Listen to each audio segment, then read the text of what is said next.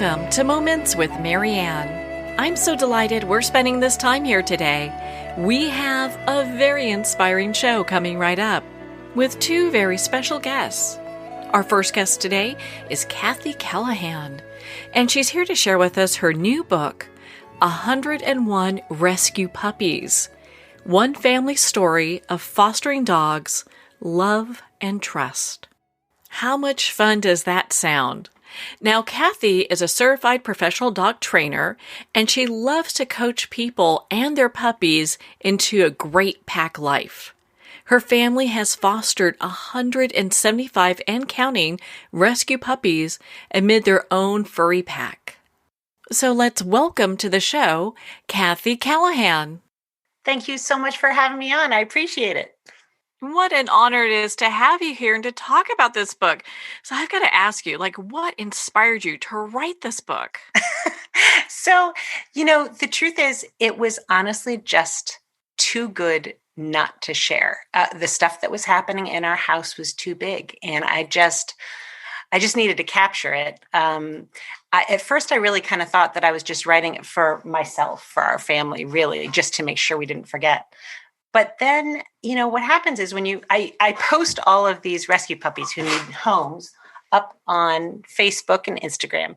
And I started realizing that a lot of people who had no interest in actually adopting a dog were, in fact, obsessed with watching the journey of these puppies as they came into our house, got all loved up, got all healthy, and then got sent off to their forever home. It's just a happy story to follow. And so realizing that people were enjoying following that made me realize, maybe there is a wider audience for this kind of book. So when did you first develop this love for puppies? Truly just my whole life, I have been drawn to animals of all kinds. And so right now I happen to be, the thing that works for me, the thing that's an obvious need and something I'm capable of doing is the puppies. We certainly I've had, my husband and I met over our dogs, and we've been married 25 years now, and we have always had, a pack of dogs, about 3 dogs. And so through that, I've certainly learned a lot about dog care and stuff. And then about 8 years ago is when we started fostering. And that was because we had lost one of our dogs. Just like, every pet owner out there, what that feels like. It just feels wrong in your house. And we weren't quite ready to replace her. Not that you can never replace a dog, but, we weren't ready to add somebody to our pack yet. And somebody suggested fostering. So we gave that a try. That was 8 years and 175 foster dogs ago. Oh my goodness. Well, hey, congratulations. And what a huge impact you're making. And I think it'd be great to talk about a little bit of what fostering looks like, because I think people get a little confused by that. Sure. So fostering is a key component these days of the whole animal rescue picture. So a lot of, there are maybe about 3,000, I think 3,400 brick and mortar animal shelters in our country. But there are maybe 3 million dogs that need to head into those every year. And so if you kind of do the math, that's probably not going to be enough space. So that's where private rescues come in.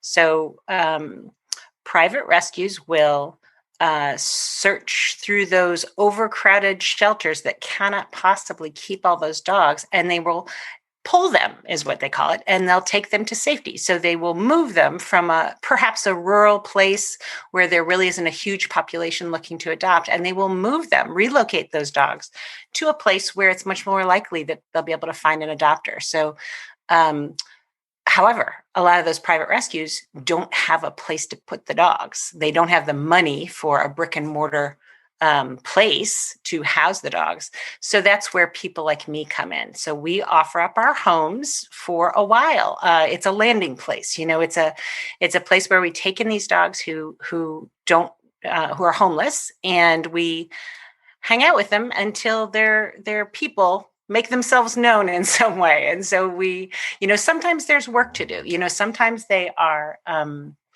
not in the best shape. Sometimes they are, just kind of poor nutrition maybe, or maybe there might be some little health issues.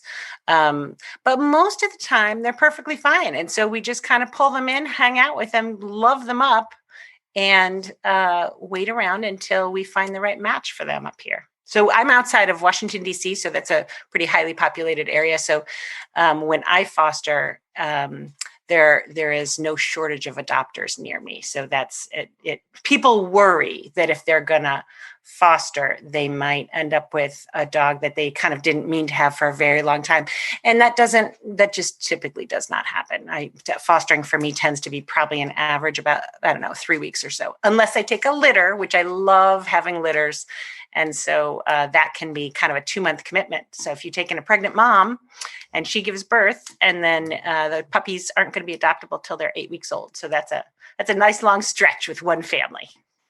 Oh, who doesn't love having puppies around? Okay. Exactly. Well, and so when these different dogs are having any kind of medical treatment, that's usually something that's negotiated with who's doing the fostering, right? So when you are the foster, you can't just run to your local vet, your favorite longtime vet, and handle things, because happily you don't have to pay for the medical part of what's happening. And so the rescue is in charge of that. So what you do is, if you notice something that's up with your dog, you call your rescue, your contact there.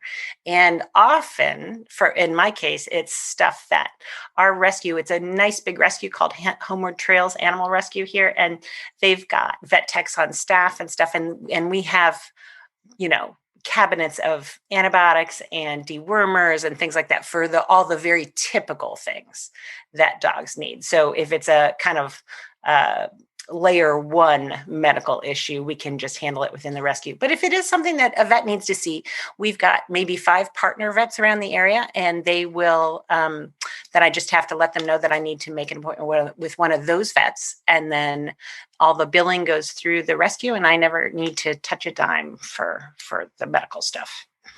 Yeah, that's all taken care of in a sense, in many ways.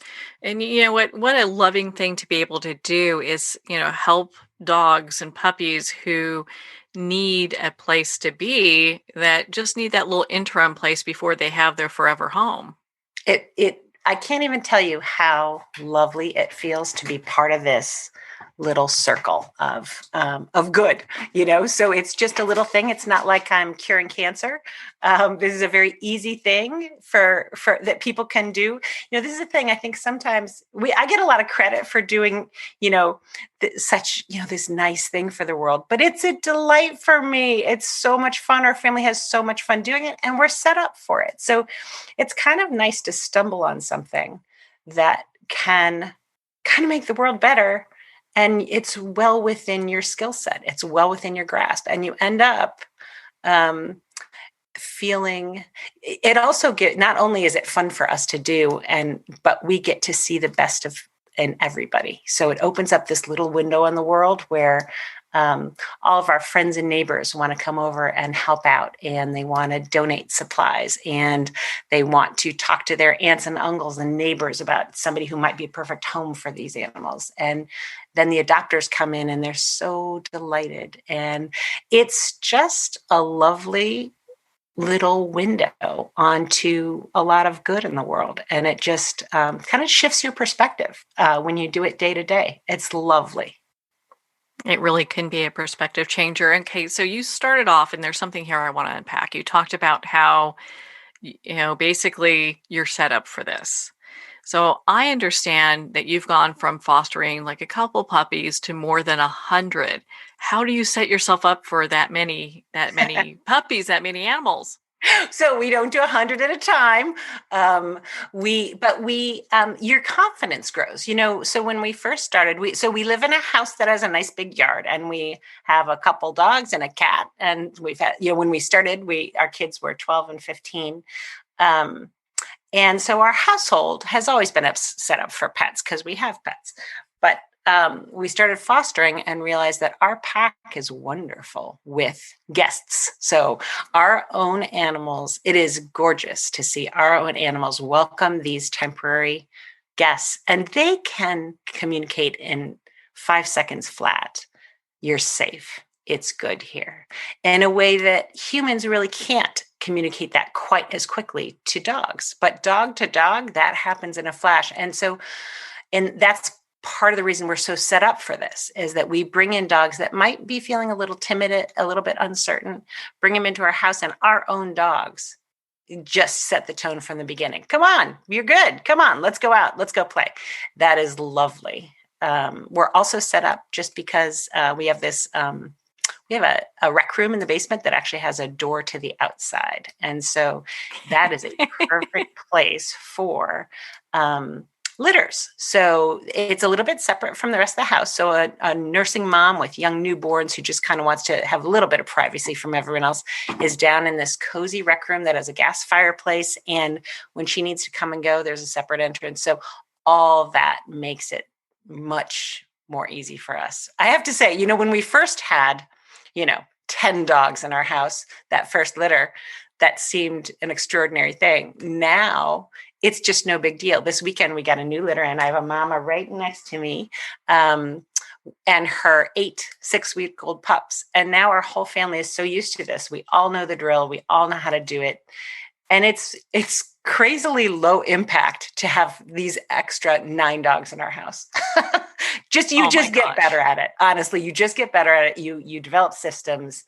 And it ends up being quite easy and just so much fun. There's just, especially right now, there's nothing like animals to get you right into the present moment. And so, it's a stressful time here in this country right now. And so having the immediacy of nurturing all these dogs who are all living in the moment themselves just pulls you right in. And it is a wonderful way to kind of it's a great mental health trick to foster a litter of puppies, honestly. Well, you have to be in such a place of calm and just serenity yourself. And I think that's really interesting. In your book, you talk about spirit of the pack. And I'd love for you to share with our listeners what that is. So that goes back to what I was talking about, watching our own animals, our own pack, welcome in these dogs who really need a welcome. And what I do feel is the presence of our original pack, which was when Tom and I got married 25 years ago. We ended up with 4 dogs together, and then we had our daughters, and that same group was together for about 6 years. Before obviously your dogs start to age and pass on. But that group gelled in such a way and created what feels truly like a unique spirit that our pack has that is wise and grounded and welcoming. And I sound like the crazy dog lady, I'm sure, but I just feel it every day at work in this pack. That spirit has gotten passed on from dog to dog as we have added dogs to our pack. And then I feel like these dogs spread that to these fosters who come in. And, they come in and they relax into the spirit in this house. And it is, it's just a lovely thing to see. And it's about kind of taking a breath and being grounded and being in the moment. And I just feel lucky to be a part of it. That's so important. I have to tell you, I had a rescue dog, and when I first got him, he was a nervous wreck. And it took a long time to establish that rapport where he felt safe and trusting and all of that. Absolutely. So to have, the spirit of the pack, how awesome is that? That's absolutely true. And honestly, I do love sending puppies to a house that already has a happy dog in it, because I do know that transition is super easy when there's another dog there who's got that mindset. Yeah, that's happy and adjusted, and knows he's safe or she's safe. Well, so have you ever come across anyone who doesn't want a puppy? So one of the chapters in the book does talk about this one sweet boy. So usually I have kids come through here all the time. Obviously, right now that has come to a close with COVID, but in normal times, I love to open up this house to folks so that they can all come in and grab a little bit of the puppy love here. And it's wonderful for the puppies um, to get socialized with kids. In particular, you want puppies to think kids are the best thing because that helps fend off any trouble later on. And so I like to have nice kids come in, hang out with puppies. We set up some rules, and then the kids honestly never want to go home. They all just want to stay all afternoon, which we often just kind of let them do. But there was once a boy who came with his mom. The mom they'd filled out an application. They were approved. They came over to meet the pups. And it was interesting. The boy just kind of avoided the puppy, came into the yard, was doing kind of everything but the puppy, was playing on the trampoline, playing with the swings, and just not reaching out to the puppy. And so we just kind of watched. I was talking to the mom, and then suddenly I heard the boy say, kind of from the corner, I'm just kind of worried about my cat. And then I realized that was his whole issue, is that he loved his cat and he was worried about how his cat was going to do with the puppy. And that made me love this boy and realize that he was going to be an amazing owner because he's got that kind of empathy. And I was able to show him that particular puppy was best friends with our cat. They got a lot, they wrestled, they had the best time, they hung out together. And so once he saw that, then he was completely on board. And the two of them have ended up, it's the sweetest thing. I get pictures of them all cuddled together. It worked out great. That is one of the things that's just incredibly cheering about fostering, is that on any given day, I get a few emails or texts from people who, maybe I adopted out that dog to them 7 years ago, but they'll shoot me a little text about how much they love that dog. And it just, it may be a little thing, hooking somebody up with a great dog, but it feels big. And it means that I have all these incredibly positive connections with people who would have been strangers. And it's a weirdly intimate relationship. We've shared the same puppy. We've loved the same puppy. And I think in the world today, it's kind of hard. Man, people are having trouble connecting with each other and feeling good about each other. And this puts me in this incredibly lucky spot of feeling super close to all these people that otherwise I never would have even run into, Sounds like such a perfect little community that people can establish within their own areas. They can, go and foster themselves in their own areas. And your book kind of helps people to look at the possibilities. Absolutely. And this is the thing, like lots of, you don't have to jump in with both feet in your whole family the way we do and, take in 10 dogs at a time with a nursing mom. You can also, there's a fostering situation that could be right for almost anybody. You can, I always suggest that if you're just starting, you might want to look for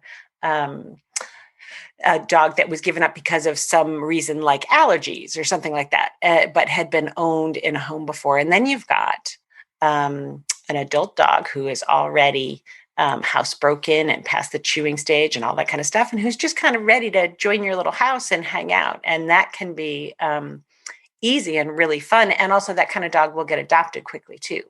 Probably already has leash manners and all that kind of stuff. If you have a young, playful dog who always seems to have too much energy for you, fostering can be a lifesaver. You can, it's like they get a little slumber party for a few weeks. And often that situation can turn into what they call a foster fail, which is when you fail to adopt out the animal, meaning you keep that one. Because if you take in a wonderful foster dog who ends up being best friends with your dog, it's pretty hard to give that one up. And it's a great way to test whether you could be a 2-dog family. And it's a great way to test whether you can be a 1-dog family too. If you're just not sure what it would be like to have a dog, fostering is a great way to go about it. And even if you don't, you don't have to be a dog expert to foster. You just have to be honest with the group that you're fostering for, whether it's a shelter or a rescue, whoever it is. If they have a foster program happening, they're going to want to help you do the best you can because they want this to work beautifully. So the more you can share with them about your situation, what your level of experience, what you're worried about, what you're excited about, do you have a fenced yard? Do you have, what is grandma living upstairs? Do you have a toddler? The more you can share about your household situation, the better they're able to pair you with a foster who will thrive with you and not make you nuts. So I do think, there's a situation for almost everybody. And it's just a fun thing to try. And you may find that it's not really for you, but I think a heck of a lot of people would find, like us, that they get addicted to it. My best friend from college actually started fostering about a year ago, and she's on about her sixth dog now. Once you start it, it's hard to say no because it really is. It's just a lovely experience. It's lovely to reach out and help these little beings, and then help the people that they go on to. So do you and your friend have like puppy wars to see who's got the most puppies at the same time? Yeah. So far, she's still doing the dip your toe in the water thing where she's just taking adult dogs who have been owned before and just taking them for a little while. She hasn't jumped into the litter situation yet, which I have to say I predict will happen any day now. Oh my gosh, I'm sure once she does, it's game over. She's going to be doing that forever. Right? So, Right. So true. Because it really is. There's something like right now down in my basement, there are 6 puppies lying around, making the cutest little grunts. And right now, actually, our whole family is home because of COVID. So Tom's working from home. Both girls are home. They're 20 and 23 now. We're all doing our own things on, remotely. But anyone who needs a coffee break just needs to head down to the puppy den and you just lie around with them. And it is delicious. oh my goodness. Well, and I love how, people are paired with dogs that will also fit their lifestyle for fostering. There's so many dogs out there that need a fostering home. Absolutely. Absolutely. Although right this tiny moment in time, it's very strange because um, it's we actually currently right this moment have enough fosters in our rescue group for all the dogs who are coming in, which never ever happens. But Yay. that's because of COVID. So, there aren't many silver linings, but um, it all of a sudden people who wouldn't have felt comfortable fostering because nobody's home at their house enough are suddenly home enough. And this is a perfect family project for these times. If you're home more than you used to be and you just need a little bit of a pick me up or a little bit of a family project that makes you feel like you can, do a little bit of good. So much of what's going on, we can't do anything about. This is a tiny thing you can do that makes you feel like you're making a difference. And it is a psychic boost for everyone. Anyway, so right now, our particular rescue doesn't even need any fosters, which is just crazy. But I'm sure any listeners, if you call your local shelter or call your local rescue and say you're interested in fostering, I imagine you're going to get a big yes from that. And then they can just help you work through what might work for you. That sounds so great. I mean, having more people foster, having more animals get adopted, I think that's just the way to go. I mean, there's so many beautiful animals out there that need loving homes. Absolutely. Through your journey, has there ever been a dog that you've just been like, gosh, this one's going to be a toughie? To work with while we've got them, you mean, or to give away? A little bit of both, maybe. So the most challenging one that we fostered was this awesome little dude called Wilbur, who was a feral beagle, if you can picture that. So he had been living out in a junkyard with about 20 other beagles. What happens, sadly, sometimes is that people get these dogs to hunt with, and then when they're done with this season, they just let them go. And Oh, wow. so you get a bunch of hounds and beagles that are just kind of out there. So this guy, I think he made his way to our rescue through a different rescue, and then he landed at my house, and he had escaped some other houses, and because we couldn't even touch him. He was. We had him for about 3 months, and we got closer by the inch, but the progress is incredibly slow with these dogs who are super skittish.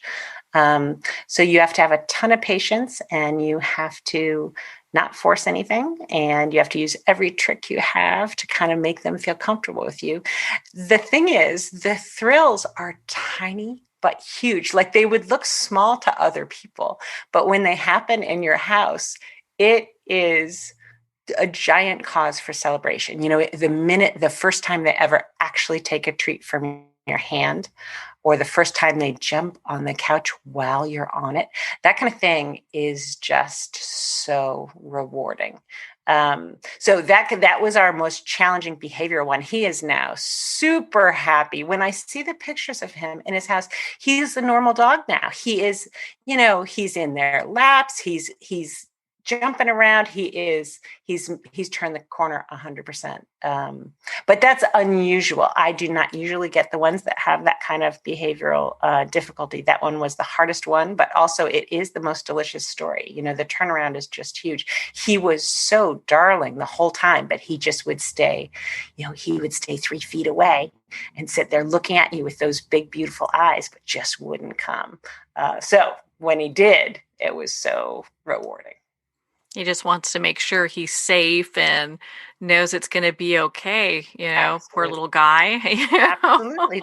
I mean, just terrified, just terrified, having no good exposure to humans that way, just having no idea what was up. So it just takes longer to convince them that it's really going to be okay. Even with our pack, you would think that his seeing our pack draped across our laps and playing with us, well, maybe it did do wonders. I don't know. It certainly didn't convince him on day one, but maybe it did play a big role. I know he was happy with them. That's the thing. He had a great time. Even when he was scared of us in the beginning, he was having a ball with our dog. So that was just heartening to see that we knew he was really enjoying his life here. But we just needed to get him over the hump with people so that he could become adoptable. Well, it sounds like the dogs that you foster get such a head start in having a healthy upbringing or a healthy environment that they're able then to move on to their forever homes and just be happy dogs.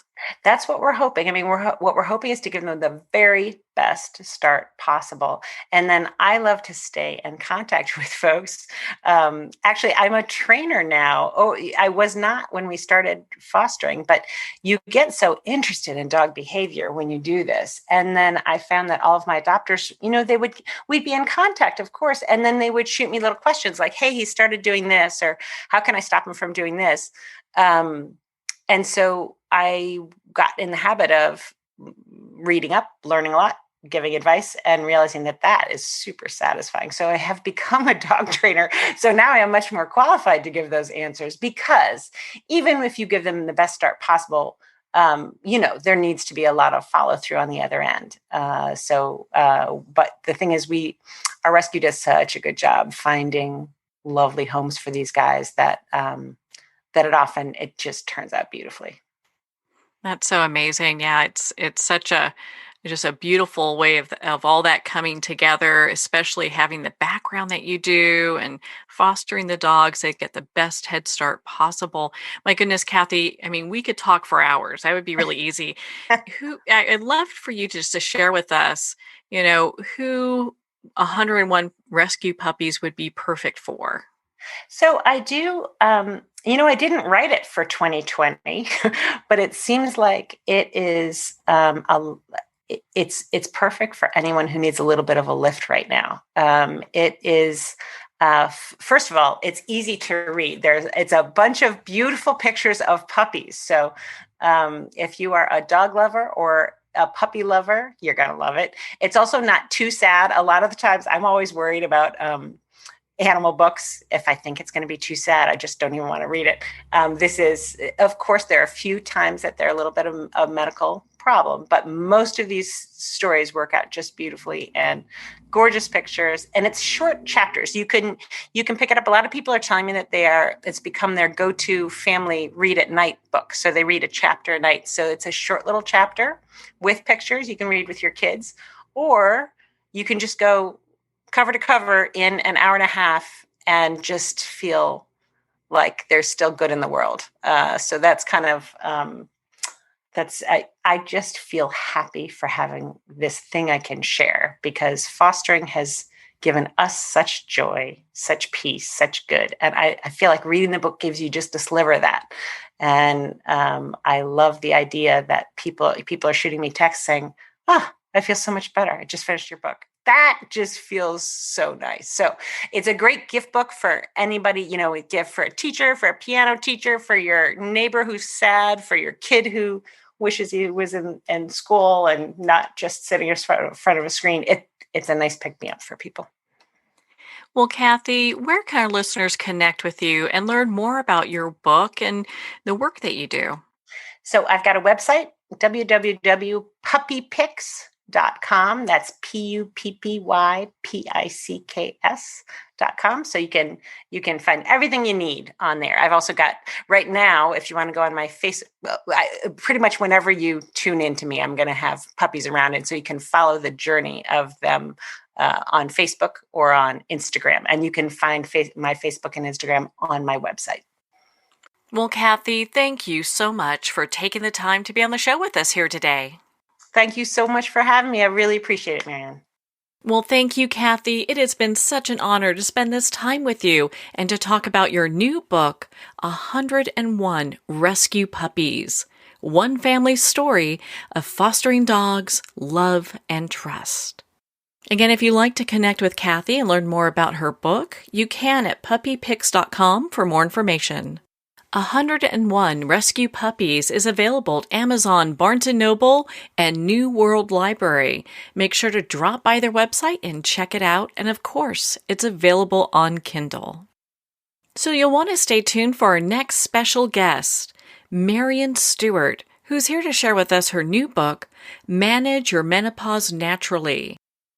On that note, we're going to pause here for a quick break. You've been listening to Moments with Maryann. We'll be right back after these messages.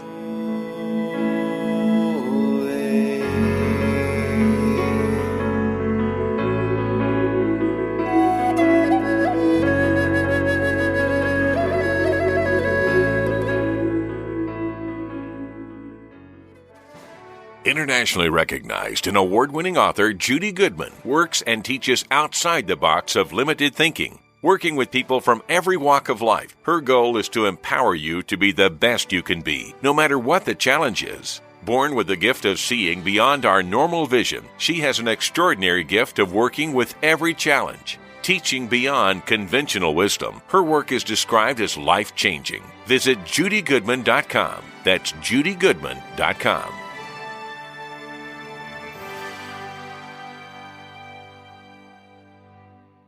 There comes a moment when you realize you're somewhere special, when you discover that each beautiful creature that you see has been rescued from a life of absolute horror and brought to this incredibly free place. Here's where their lives were forever changed and where yours will as well. Discover over 500 tigers, bears, and lions at the brand new visitor center at the Wild Animal Sanctuary just outside Denver. For more information, visit wildanimalsanctuary.org. Discover true freedom at the Wild Animal Sanctuary. Have you ever had the sense that your thoughts might actually be doing something? Ancient secrets of manifesting have been masterfully revealed in the award-winning book Manifesting 123 by Ken Elliott. For the first time, the author's experiences and stories in this book describe exactly how your thoughts can create anything. You've been doing this all your life, but it's never been fully explained for you until now. Visit manifesting123.com for more information today. Manifesting123.com.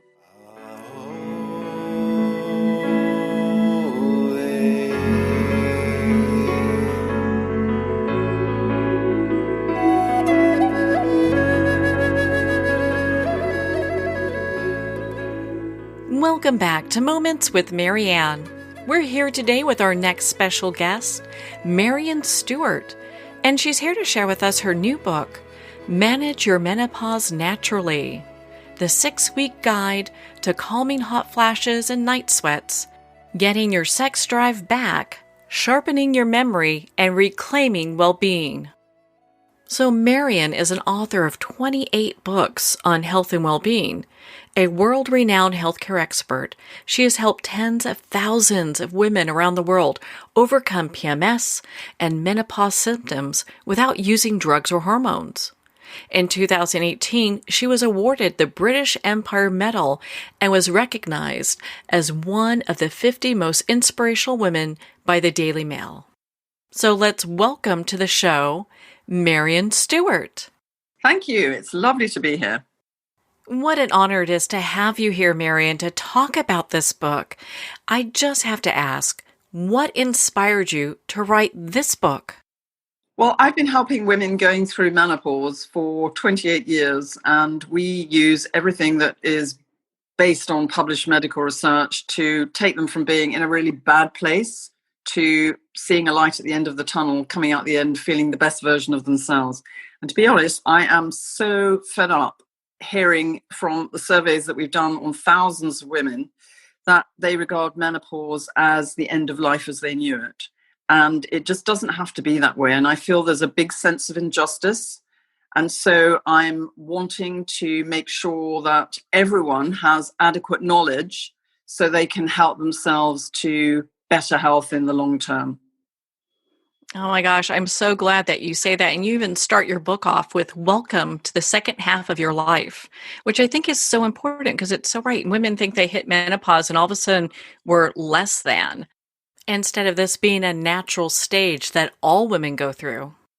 Indeed. And the thing is, I mean, it is a life stage. You're so right. And I think people regard it as an illness almost. And if you think about it, 100 years or so ago, we weren't living much past 50, so it didn't really matter.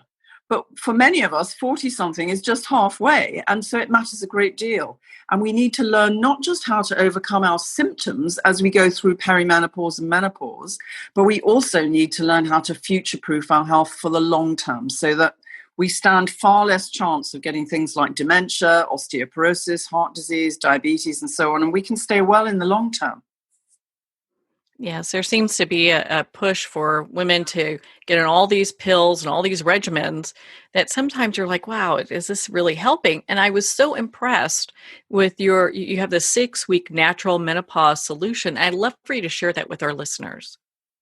Yeah, so how that came about, it's probably important to give you the background on that, because I'm from England, obviously, and I spent a lot of time in my clinic in Harley Street helping people on a one-to-one. So my program for menopause helped 91% of women be symptom-free within 5 months. And then at the end of 2016, I was in America because I married an American man, and I went to a course with a film producer, and she showed us how to make Facebook live films. And in those days, I knew nothing about Facebook or how to make a live film on your phone, which just seemed very scary to me. But I made 4 little films, and they were just really basic films. But within 12 weeks, over 1 million women saw those films. And I was inundated with the most awful stories of suffering. And I just thought about it, and I thought somehow I've got to convert my 5-month course, and I've got to put it into modules so I can teach groups of women how to manage their symptoms and just get out of this rabbit hole called menopause and do a U-turn and reclaim their well-being so that they can feel the best version of themselves. And so we put together a course. My little team came together and we put together 6 modules, so 6 weeks, and there's live bits of it and where you can come and meet me, get your questions answered. We write a tailor-made program for each individual woman. And even though they go through it as a community, there's all sorts of live aspects and tons of support. And so every week there's we focus on something different. We're on a journey to go from being in what I call economy mode, which is where life leaves us when we've had kids and we've been living life in the fast lane and haven't really known how to look after ourselves, and also having low levels of estrogen because our ovaries stop working at the time of the menopause, through to having what I call a midlife refuel so that you can feel better than you can remember. And the thing is, we go downhill so slowly that we don't realize how far down we've gone until we come back up again. Yeah, what a profound difference that makes, and just reading your book, I was just really astounded by, the practices that you put in place it's very doable for women, whereas a lot of times it seems like we're jumping through a lot of hoops. Yeah, and I think also the research shows very strongly, if you take supplements, for example, very often they don't even contain what they say on the label. And so women are left in this terrible state. There was a Mayo Clinic survey last year on doctors and gynecologists showing that only 7% of doctors feel they're adequately educated to help women going through the menopause. And so women are left to fend for themselves. They're on Dr. Google and they haven't slept. They've got brain fog. They're confused anyway. How are they supposed to work out what is the right thing to do? And so what I do and what I specialized in all the years, even back to the days when I was helping women with PMS before menopause, is I brought together all the world literature and put it in a usable form. And we're doing literature searches all the time and adding all the new research so that women it just takes the guesswork out of it, and they've got the benefit of the information depending on their symptom set. They know exactly what to do, whether it's diet or lifestyle changes, how to consume naturally occurring estrogen. We just give them everything they need in order to make this transition and come out the other end feeling brilliant. So what are some of the symptoms of menopause? So if our listeners are going, gosh, I might be in it, I might not. So they kind of have a sense of where they're at. Yeah, you've got the obvious things like the hot flashes and the night sweats, and then people know that they're going through the menopause. But you've also got, on top of that, lots of symptoms. And women in perimenopause very often don't even know it's perimenopause. So, for example, they may not be able to sleep very well at night. They may be anxious and starting to have panic attacks and palpitations. In their premenstrual phase, they may be heating up and wondering if it's hot in here or is it me. They can have aches and pains and feel 90 before their time. Their brain fog is overwhelming. They can't think straight and they lose what they're saying in the middle of a sentence. They may fear that they've got early Alzheimer's and they feel very isolated, not to mention the fact that in our surveys, 75% of women say they lose their libido during the menopause and over 50% have vaginal dryness. And women don't even talk to their best friends about that. Yeah, that's something that's usually they consider off the table when pretty much I would say most women are experiencing those kind of things from reading your book. Absolutely. And the thing that makes me so sad is that they don't understand for the most part that they can overcome their symptoms and feel good again. Most of them buy into the fact that it's the end of life as they knew and it's downhill from here on out. And it doesn't have to be that way. We see amazing transformations. That's why I put some of the stories in the book, because those women passionately wanted to share their stories. There's people in there. One woman who is Professor Jo Brewis, for example. I met her at a conference. She was one of the authors of the Government in the Workplace Review on Menopause in 2017. And I met her in 2018 at a conference, and she confided in me and said she thought she had early Alzheimer's. She was constipated, tired, achy. She had acne on her face for the first time in her life, and she was so afraid that she was going to have to leave work because she couldn't remember anything. She couldn't remember people's names or what she was saying mid-sentence. So I invited her to come on my program. And within the space of a couple of months, she was completely symptom-free. I mean, she now describes herself as practically a new woman. And instead of leaving the workplace, she's been made head of department at her university. And I want everyone to have this information so it empowers women. And they know that they can get themselves back into really good shape. They're not thinking of bombing out the workplace after competing all their lives with men and then being given a desk fan and an M badge. They need a solution that's going to get them right the way through this situation at menopause or perimenopause, even if they catch it early enough, and then come out the other end of it feeling that they're armed with knowledge and that they can stay in good shape in the long term. Now, is it common for women who've been experiencing symptoms for many months, perhaps even years, that they can turn those around in a short period of time? Absolutely. When I set up my 6-month course, my 6-week course based on my 5-month program, I thought in 6 weeks, all I'd be doing was teaching women the tools, and then they could put them into practice and help themselves. I was more astounded than anyone that even in 6 weeks, a lot of women are completely turning their lives around to the point where their flushes are gone, they're sleeping through the night, they're not getting up to pee in the night, they're not feeling anxious anymore and having panic attacks, they're not achy, their skin looks better, their hair and the nails look better. It is just unbelievable. And Mother Nature gives us all these tools, and it's all published in the medical research. So I just feel every woman on the planet has a right to this information. So I'm so delighted that this book is now available and that women can take all the guesswork out of it and just plug in to good sound information that can help them make an amazing transformation. Yeah, I was pretty amazed by your book where it talked about how, we can really replenish our estrogen levels naturally with food.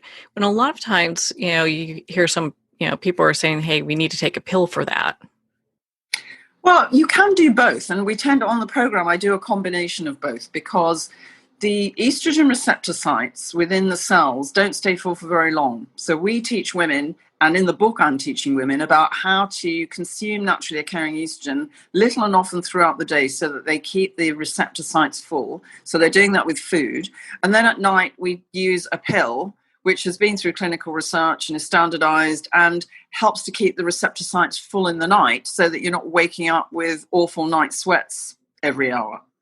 And that helps in the beginning. So some people like to manage just with diet in the long term. Other people are living life in the fast lane and they prefer to have some supplements as well. But all the information's in the book, and I talk about all the science-based supplements so that women can go and choose the supplements according to their symptom set to take alongside the diet, and also the lifestyle changes, because they're all important. I actually describe my program as a pie. So you've got all these different sections and you need to have a bite of each to get the value and the benefits. And it's about making dietary changes, getting yourself back into really good nutritional shape. No one teaches us how to do that. The research, we've done 5 separate studies of women of childbearing age where we found between 50 to 80% of the women had low levels of really important nutrients like magnesium, B vitamin, zinc, iron, essential fatty acids, calcium, and so on. And then other researchers have now shown that billions of women around the world have got low levels of nutrients, and that affects your brain chemistry and your hormone function. So the first thing you need to do is learn to have your refuel, learn to meet your needs, and to consume naturally occurring estrogen. So you can literally fool your brain into thinking you've got normal circulating estrogen.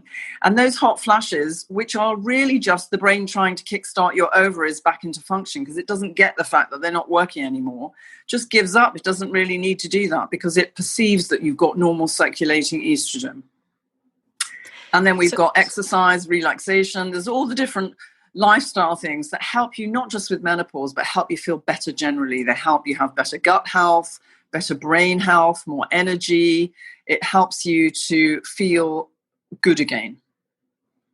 It's amazing how much this impacts our complete system, because you talk about, insomnia and there's all sorts of different other, hot flashes and other things that happen. And, gut health is a big deal too.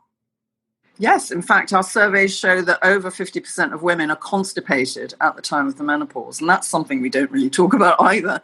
But even in 2 weeks, we can overcome that just by using some minerals and flax seeds, and it has a miraculous effect if you've been constipated. And also the flax seeds are a rich source of naturally occurring estrogen. So it's a kind of there's more than one benefit from doing most of these things. It helps us on so many levels to get back to feeling really well. And at the end of the day, it's a bit like turning back your biological clock because you have much more energy and stamina. You've got much more clarity of thought. Your gut's working and the body is serving you well so that you can pretty much do anything you want to do when you want to do it and just turn the page and get on with the next chapter in your life rather than being plagued by these symptoms. So do you have another story you'd like to share with our listeners about women who have reached out to you and worked with you and come out the other side? Oh, yes. Well, I can go on and on. But I mean, when last year we were invited by an award-winning film company to make a series of films, and they invited 10 women who'd been on my program to come along.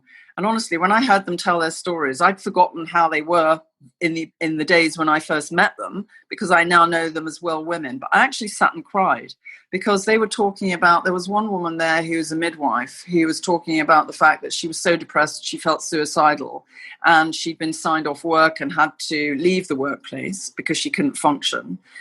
She's back to being a midwife again and being very enthusiastic, teaching other midwives and just loving her life and her job.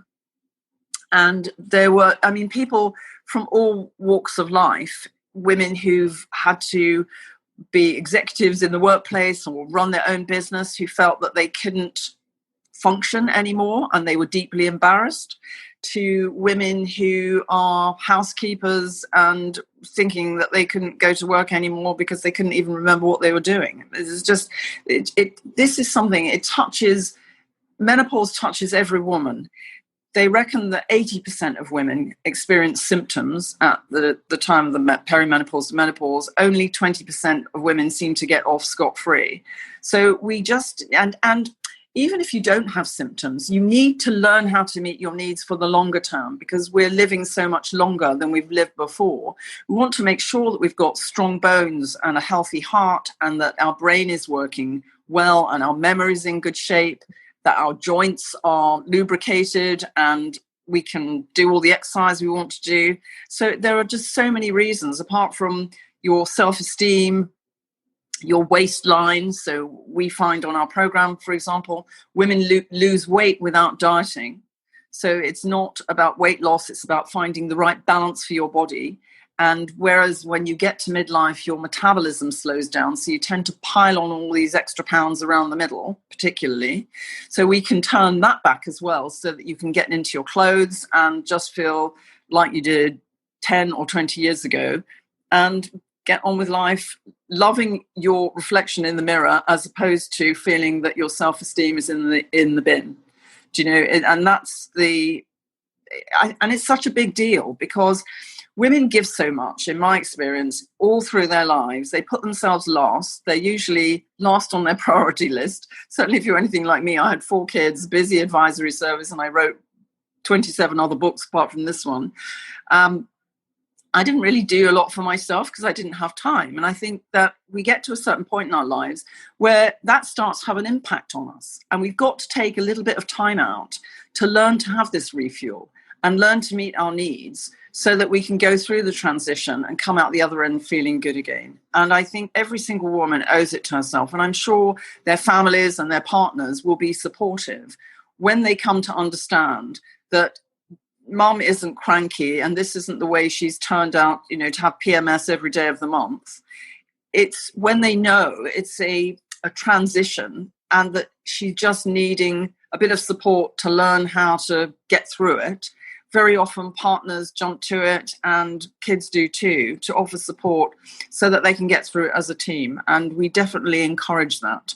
We've done surveys on men as well, and men say that they feel rejected, they feel frustrated, and they feel scared too, because they find themselves living with someone that they don't really recognize anymore. It's not necessarily the loving person who was there for them or during their relationship.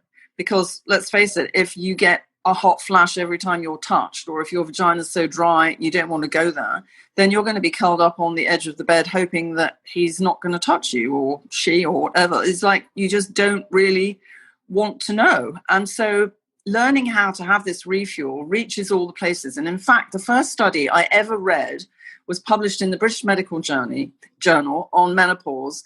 And it was a study that was done in Australia, where they took a group of women and they fed them flax seeds, red clover, and soy. And they found that they brought a similar change in the lining of the vagina as they expected to see in women using hormone replacement therapy. And so my ears pricked up, and that was where my journey on menopause began. So you can reach the parts, and even the research even shows that by consuming naturally occurring estrogen and doing all these amazing things, you can reduce the depths of wrinkles on your face within the space of about 12 weeks quite significantly. So it has a really good effect on you from the outside as well as the inside. There's no substitute for learning to meet your needs. I talk to women, and explain to them that the reason you're feeling the way you're feeling at the moment is you're a bit like a bucket with a hole in it. You've got these nutritional deficiencies. No one has taught you how to correct them. You didn't even know you had empty estrogen receptor sites. And the reason you need to fill those isn't just because you need to control your symptoms.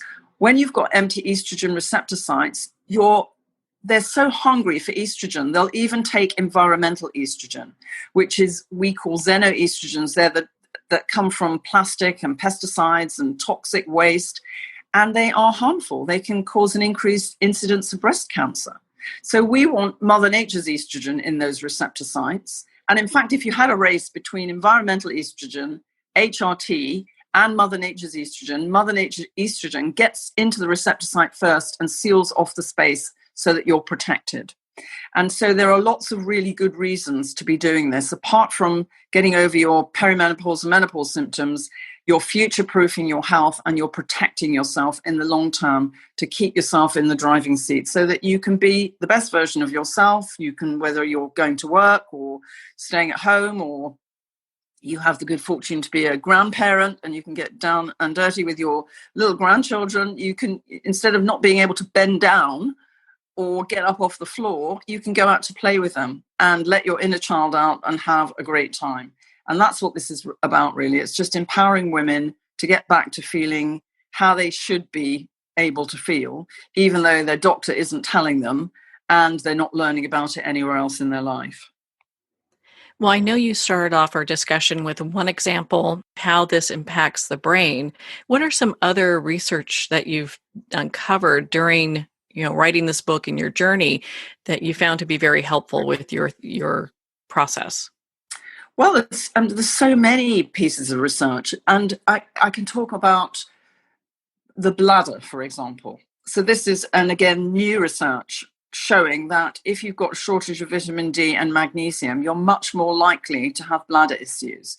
If you're peeing a lot, you're probably doing that because the urethra and the tissues in the bladder thin, just like the vaginal tissues thin. So if you consume naturally occurring estrogen, you can plump up those tissues again, just like you do in the vagina. So not only can you can turn the factory lights back on so that you're producing the mucus cells in the vagina, the elasticity, you're getting your skin on the outside as well as the tissues on the inside back into a more youthful condition so that you feel better. You don't feel like an old lady.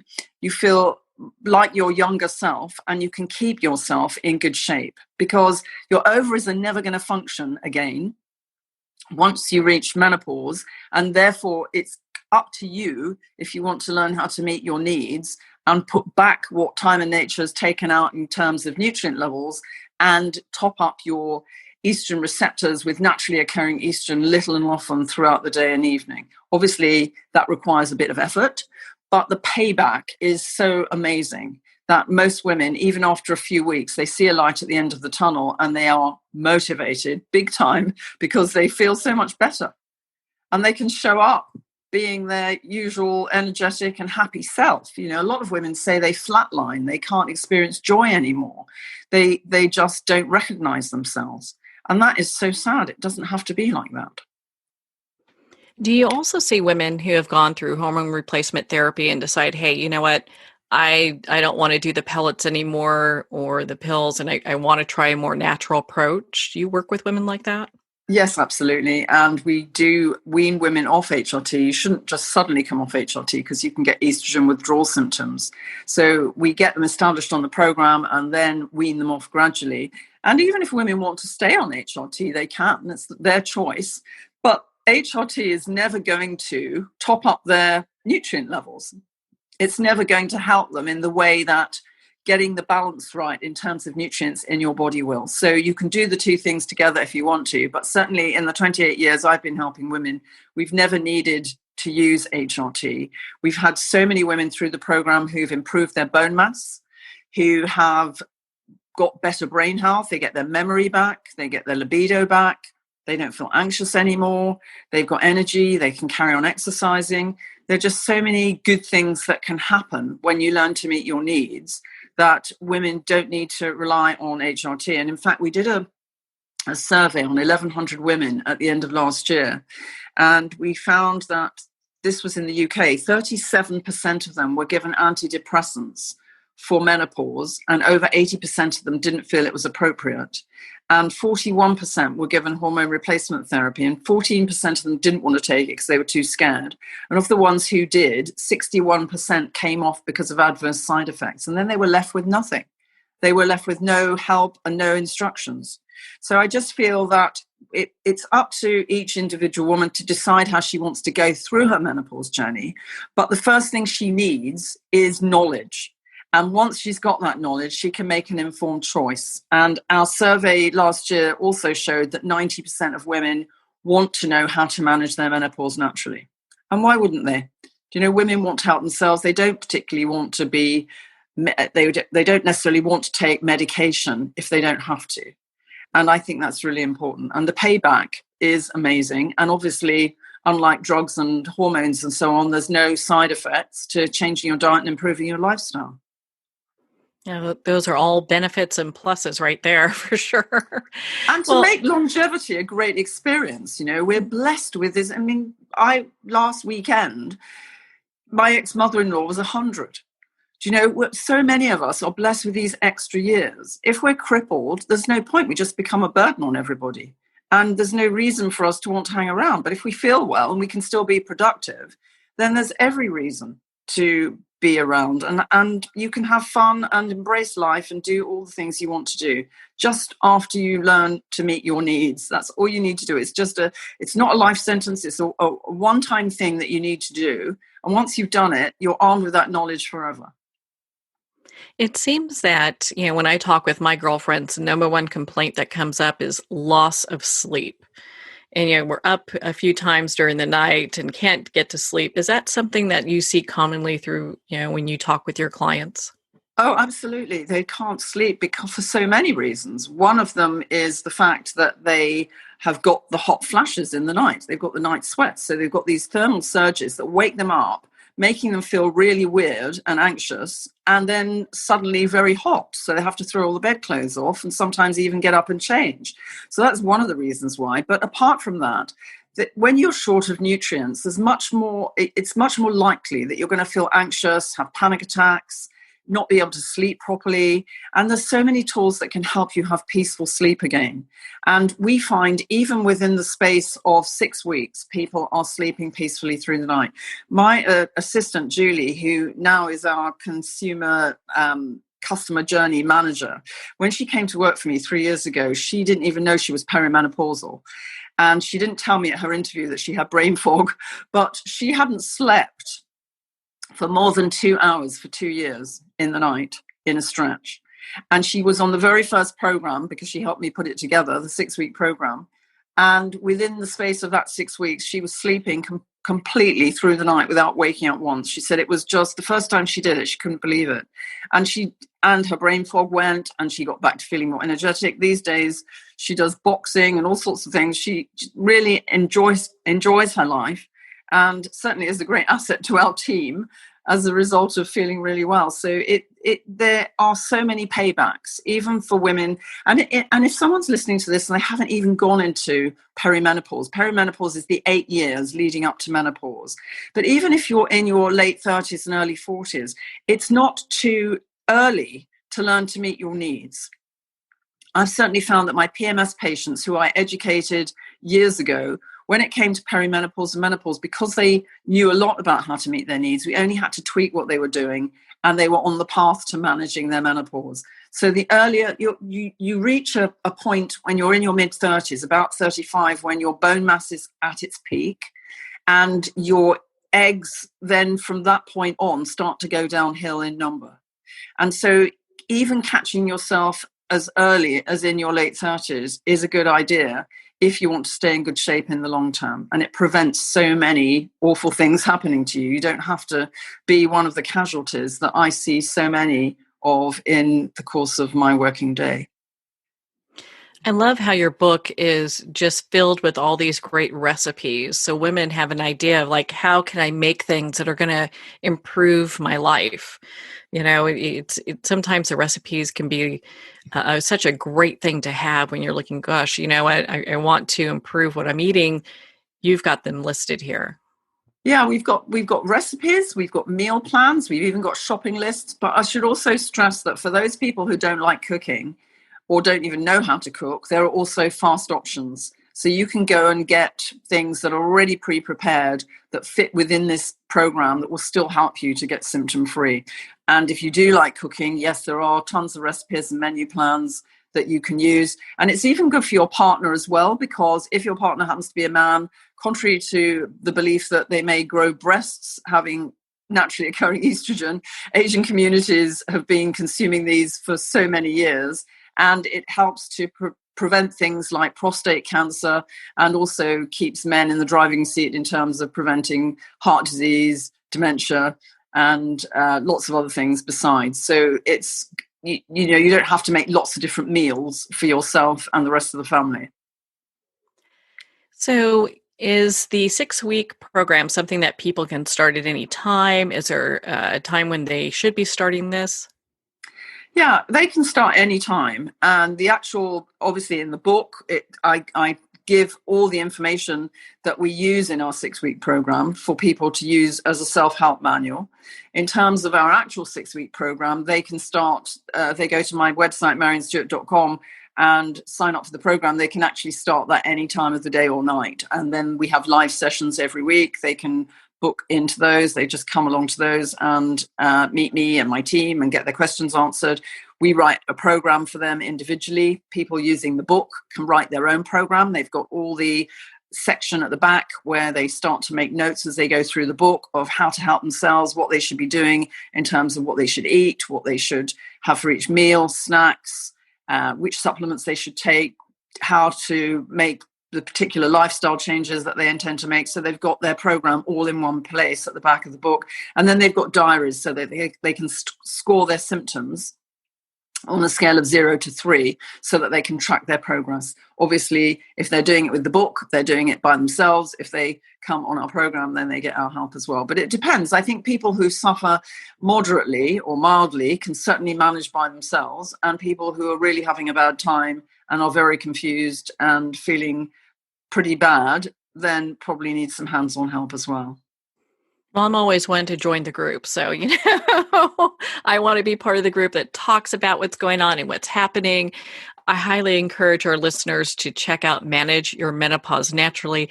Where can our listeners connect with you and be part of your community? Yeah, they can just go to my website. It's maryonstewart.com. And we have a virtual class as well, which is maryonstewart.com/masterclass.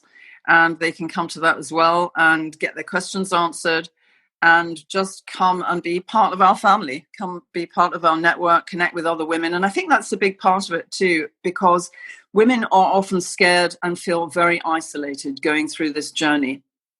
We had a woman not so long ago who came on our 6-week course, and she actually cried when she said the words vaginal dryness out loud. She said she'd never said that before. And that's coming into a safe environment with people who are suffering with similar symptoms, and no one's judging you. They just all came to get themselves back into better shape. It is a fun thing to do, I have to say. And we do have a good time, as well as dealing with the serious issues. We do try and lighten it and make them feel good and get them visioning the next part of their life so that they can create a tapestry of things that they're planning to do once they're feeling well again, and then go ahead and put that into practice. And some of them even stay in touch with each other. They become friends, and as they travel through the journey, it's really interesting to see how life-changing connecting with other women can be in this kind of situation. Yeah, without a doubt. My goodness. Well, Maryon, thank you so much for taking the time to be on the show with us here today. Oh, it's my pleasure.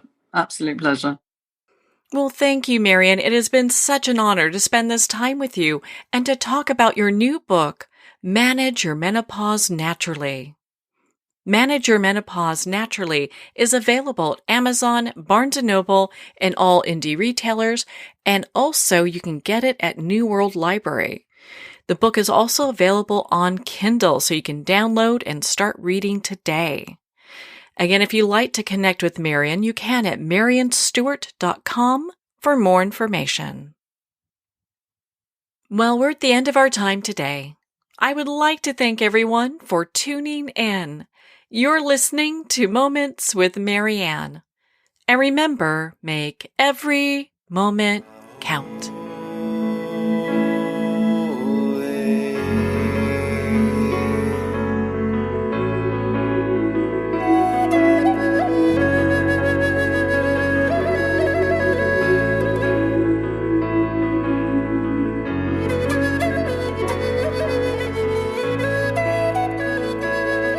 In a single moment, your life can change. Moments with Maryann is a transformative hour that covers an endless array of topics with the best of the best. Her guests are leaders in their fields, ranging from inspirational authors, top industry leaders, and business and spiritual entrepreneurs. Each guest is gifted and a true visionary, a recognized leader in her own work, and while teaching others to develop, refocus, and grow, Maryann will bring the best guest and sometimes a special surprise. Don't miss this. You never know just which moment will change your life forever. Moments with Maryann airs every Sunday, Monday, Thursday, and Friday at 8 p.m. Eastern and 5 p.m. Pacific Time. Make sure to tune in and visit momentswithmaryann.com for more information.